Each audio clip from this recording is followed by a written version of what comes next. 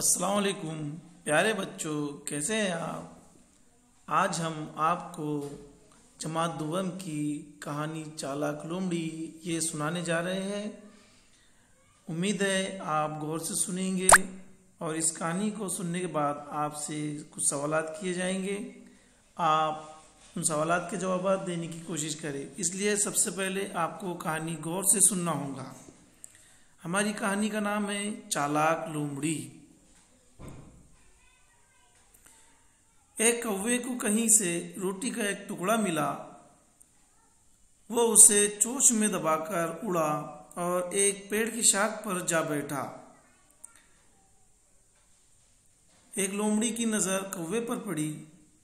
उसने सोचा कि ये टुकड़ा कौवे से किस तरह हासिल किया जाए।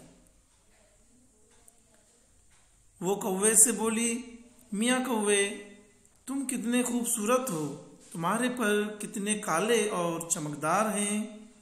तुम्हारी आवाज़ कितनी मीठी है। मेरा दिल चाहता है तुम्हारा गाना सुनूं।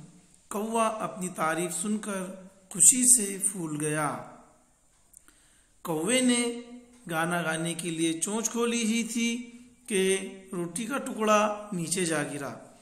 टुकड़ा उठाकर लोमड़ी ये जा वो जा। कौवा बेचारा मुंह तकता रह गया।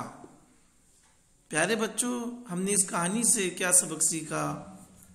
खुशामद से खुश होने वाले इसी तरह नुकसान उठाते हैं। इसका मतलब यह है कि झूठी तारीफ सुनकर हमें खुश नहीं होना चाहिए।